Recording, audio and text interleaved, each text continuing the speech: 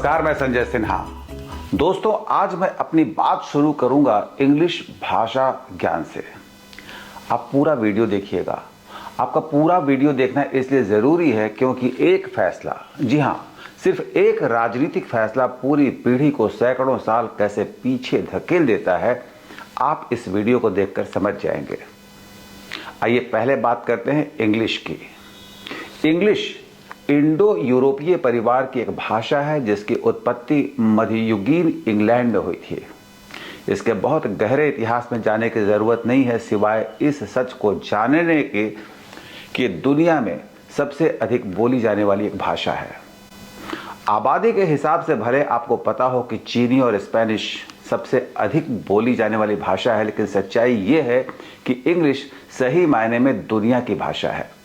अगर मैं कहूं कि इंग्लिश दुनिया की सबसे अधिक सीखी जाने वाली भाषा है तो मैं बिल्कुल गलत नहीं होऊंगा। आप कारणों में मत जाइए, क्योंकि मैं बात इंग्लिश लैंग्वेज की कर रहा हूं। इसलिए मैं आपको यह बताना चाहता हूं कि भारत, आयरलैंड और कनाडा जैसे देशों में इंग्लिश को आधिकारिक भाषा का दर्जा भी प्राप्त है।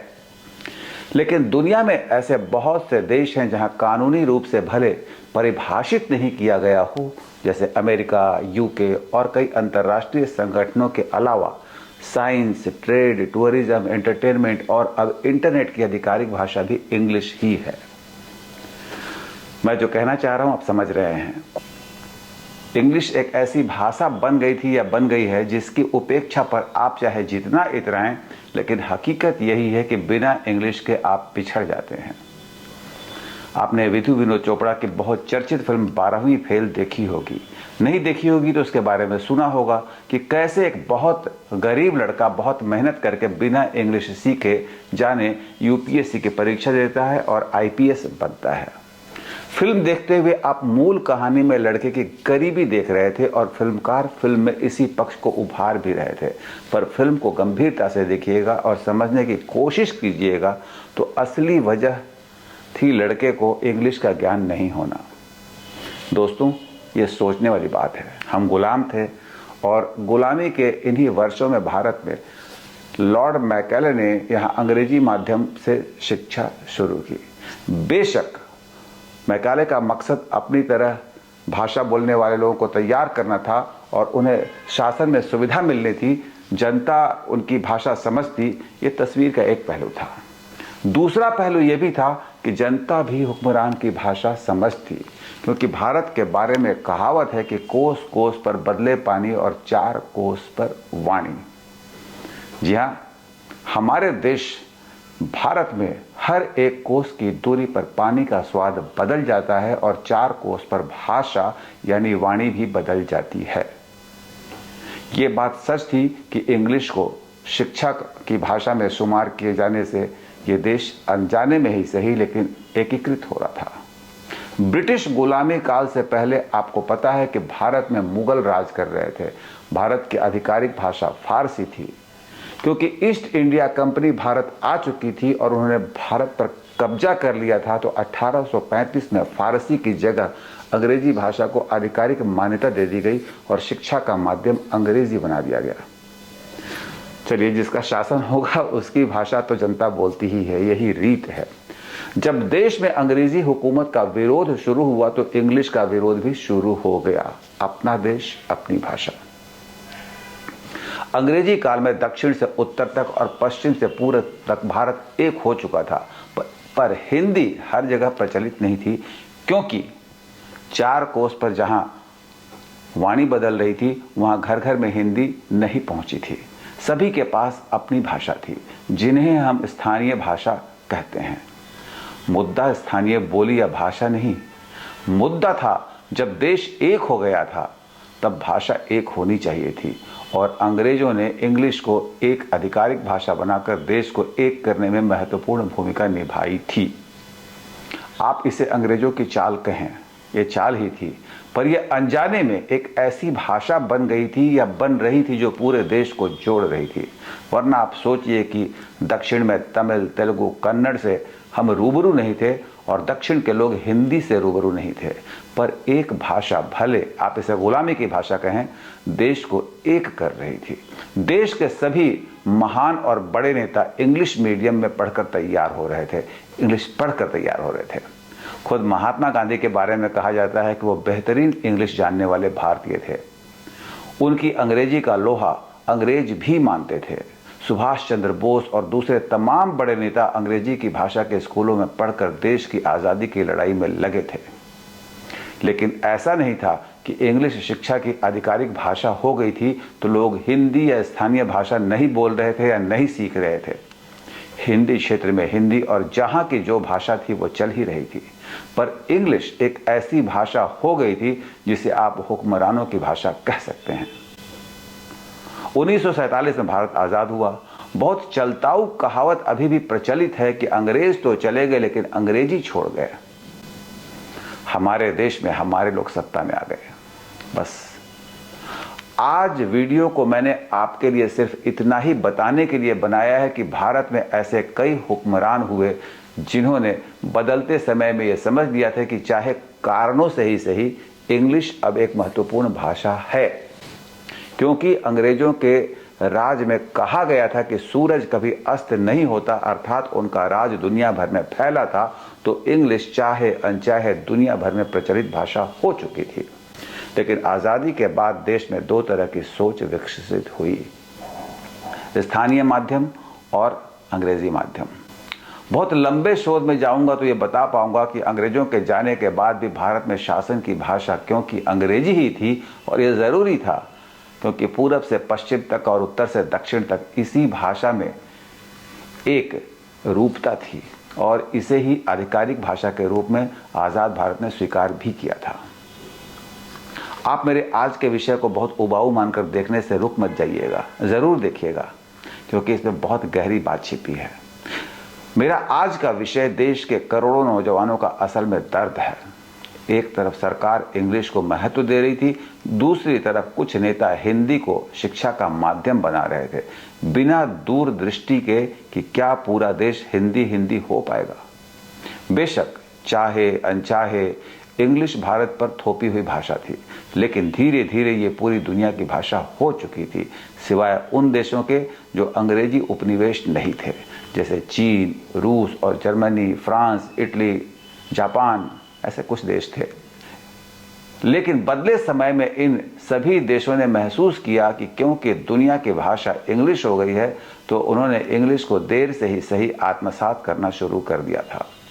अपनी भाषा, अपना गर्व। लेकिन इंग्लिश आम बोलचाल की भाषा बन चुकी थी, और जब दुनिया को ग्लोबल विलेज कहा गया तो इंग्लिश का उसमें बहुत बड़ा रोल रहा। पर हमारे हुक्मरानों ने अंग्रेजों के जाने के बाद इंग्लिश को खत्म तो नहीं किया, हाँ उसे वैकल्पिक बना दिया, यानी उसकी अनिवार्यता खत्म कर दी। और यहीं से शुरू होता है दो तरह का भारत, हिंदी वाला भारत, इंग्लिश वाला इंडिया।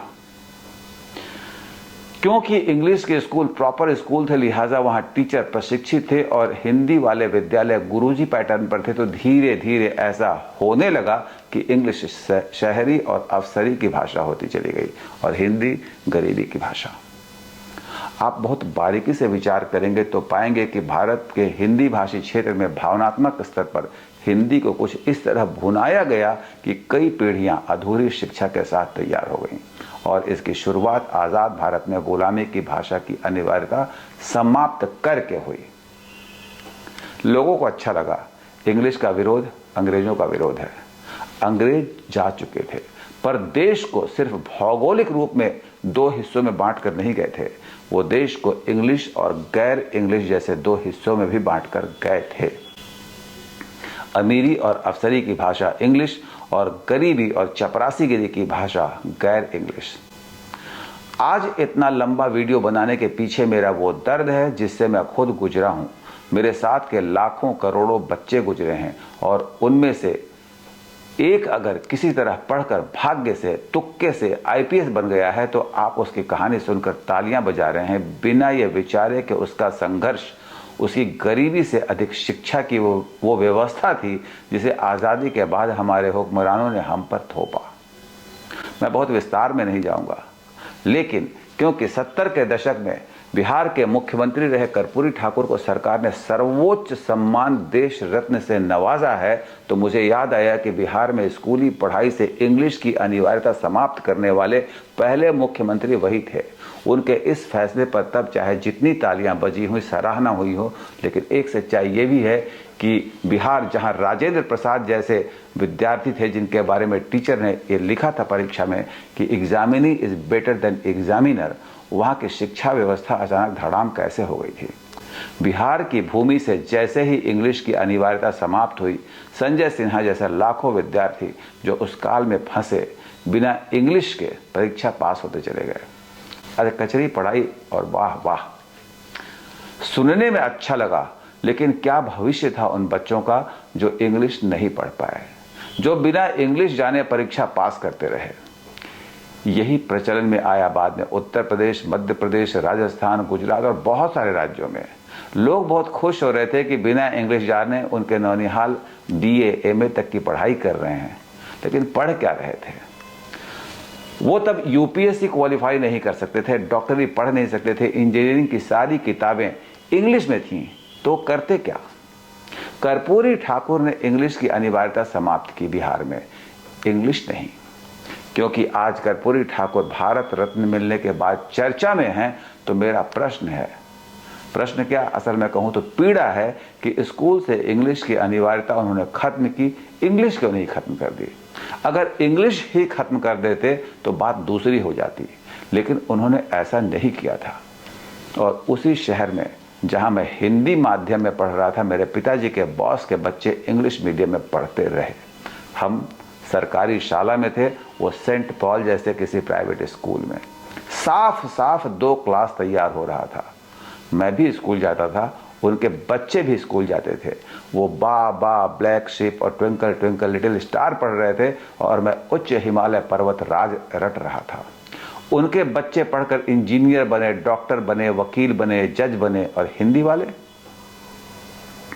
भाग्यशाली संजय सिन्हा तो फिर भी हिंदी के पत्रकार बन गए थे, लेकिन उनके साथ के सैकड़ों, हजारों, लाखों बच्चे कुछ नहीं बने, वो अर्ध बेरोजगार रह गए। आप उस दौर के इंग्लिश विहीन छात्रों से मिलिए, वो जितनी बड़ी बड़ी हाकें, लेकिन हकीकत यही है कि वो सभी इंग्लिश नहीं जानने, पढ़ाई पूरी नहीं होने के कारण कुंठित रह गए। एक लड़का IPS बन गया तो आप उसके संघर्ष की गाथा पर तालियां बजा रहे हैं। एक बार सोचिए तो सही, क्या देश में शिक्षा और प्रतियोगिता परीक्षाओं का एक ही माध्यम होता, सभी को समान अवसर मिला होता, सबकी भाषा पढ़ाई की एक होती, तो ऐसी फिल्में बनती क्या? बिल्कुल नहीं।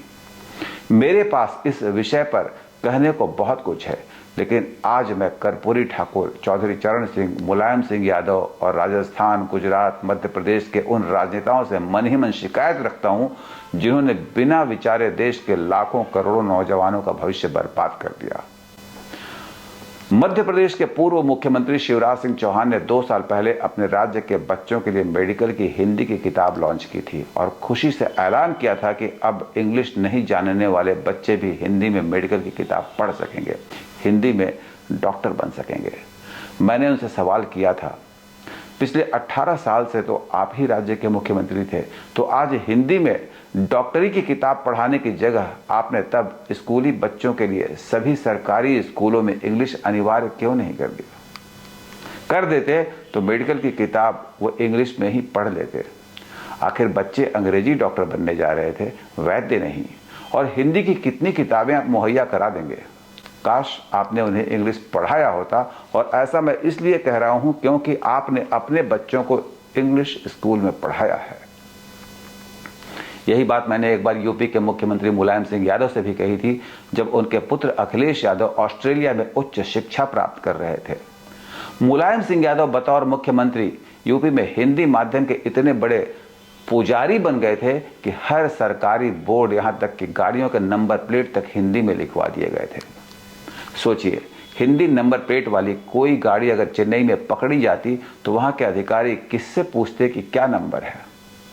क्योंकि आज बात कर्पूरी ठाकुर की चल रही है, तो मुझे सिर्फ इतना ही कहना है कि 1967 में 1967 में बिहार के उप मुख्यमंत्री बनकर उन्होंने बहुत पवित्र भाव से स्कूलों से अंग्रेजी की अनिवार्यता खत्म कर दी थी। सभी ने बहुत तारीफ की थी, वाह वाह कहा था, लेकिन सच्चाई ये है कि बहुत से बच्चों का भविष्य उनके इस फैसले से बिगड़ गया। उनका भाव चाहे बेशक बहुत पवित्र था, लेकिन ये भी एक सच्चाई है कि उनके इस फैसले के बाद बिहार में शिक्षा का स्तर बहुत गिरा। उनके बाद बिहार में जो भी नेता आए, उनके लिए ये हथियार बन गया कि दो तरह के विद्यार्थी पैदा करो, एक साहब बनेगा, एक चपरासी। याद रखिएगा, ये मूल भाव अंग्रेजों का ही था कि एक साहब बनेगा, एक चपरासी, दो तरह की शिक्षा रखो। बाद में जब देश आज़ाद हो गया था तो हमारे जो हुक्मरान थे नए वाले आज़ाद भारत के, उनको इसको करेक्ट करना था, ठीक करना था। खैर, सही बात यही थी कि साहब इंग्लिश बोले और चपरासी भी वैसे ही इंग्लिश बोले, तो चपरासी कोई क्यों बनेगा। कर्पूरी ठाकुर सही मायने में सामाजिक न्याय के पुरोधा थे। इस बात से भी इनकार नहीं कि बिहार के स्कूलों से इंग्लिश की अनिवार्यता समाप्त करने के पीछे उनकी मंशा समाज के सबसे कमजोर बच्चों को पढ़ाने की भी रही थी, लेकिन कुछ नतीजे दूरगामी असर छोड़ते हैं। उनका यह निर्णय उसी कड़ी का एक हिस्सा बना। उनके ज़माने में बहुत प्रचलित हो गया था कि फलाने का बेटा कर्पूरी डिवीजन से पास है, अर्थात विदाउट इंग्लिश। अब विदाउट इंग्लिश का मतलब क्या है? फलाने का बेटा स्कूल से निकलकर ग्रेजुएशन में कर गया, एमए की पढ़ाई कर गया, पर कहीं बाबू बनने के लायक नहीं था। वो दौर था जब दुनिया का द्वार भारत के लिए खुल रहा था और इंग्लिश जानने वाले बच्चे पता नहीं कहां कहां जा रहे थे और हिंदी वाले आएं बाएं शाएं कर रहे थे। बिना इंग्लिश के भी पढ़ सकते हैं, इस कारण करोड़ों बच्चे अलग अलग माध्यम वाले स्कूलों का शिकार हो गए। कुल जमा बात इतनी है कि राजा को फैसला वो लेना चाहिए जो सबके लिए हितकर हो। अंग्रेज जा चुके थे, उनकी लाई भाषा दुनिया की भाषा बन चुकी थी और उन्हें अगर इंग्लिश गुलामी की भाषा लग रही थी तो इंग्लिश को ही समाप्त कर देना चाहिए था, बजाय इसके कि इंग्लिश के स्कूल भी चलते रहे और हिंदी पढ़ाने वाले जो बच्चे थे, पढ़ने वाले बच्चे थे, उनकी एक अलग फौज तैयार की गई। मोबाइल फ़ोन के ज़माने में लाख आप चाहें कि चिट्ठी पोस्ट कार्ड से आप संपर्क साध कर खुश रह सकते हैं, रह भी सकते हैं, पर याद रखिए बहुत पीछे रह जाएंगे जो इंग्लिश नहीं पढ़ने वालों के साथ हो गया। खैर, मेरी ओर से प्रणाम है सामाजिक न्याय के उस पुरोधा को जिन्हें सरकार ने इतने लंबे समय के बाद अचानक याद कर लिया है और देश के सर्वोच्च सम्मान से नवाजा है। लेकिन पीड़ा तो पीड़ा है और वो रहेगी। जी हाँ, पीड़ा तो पीड़ा है। सरकारी स्कूल हमेशा वोट बैंक से प्रभावित होते हैं। मेरी आपसे ये विनम्र प्रार्थना है, अनुरोध है कि अगर आप अपने बच्चों को स्कूल में पढ़ाते हैं तो गलत उदाहरण में मत फंसिएगा, उन्हें आप इंग्लिश पढ़ाइएगा। बिना इंग्लिश के उनकी पढ़ाई जो है सो व्यर्थ रहेगी। अगर आपको लगता है कि अंग्रेजी विदेशी भाषा है तो आपको ये लड़ाई लड़नी चाहिए कि फिर देश से अंग्रेजी हटा दो, अंग्रेजी स्कूल मत रखो। दो तरह के स्कूल का मतलब ही होता है कि दो तरह की पीढ़ी तैयार करना, अफसर वाली और चपरासी वाली।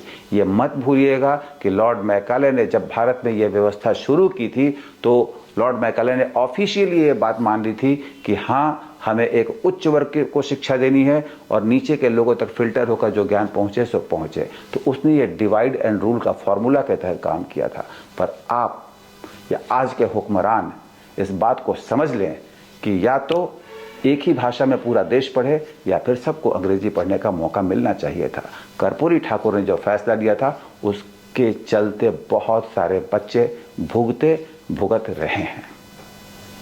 फिर आऊँगा किसी नई जानकारी के साथ। अभी अपने दोस्त संजय सिन्हा को विदा दें। नमस्कार।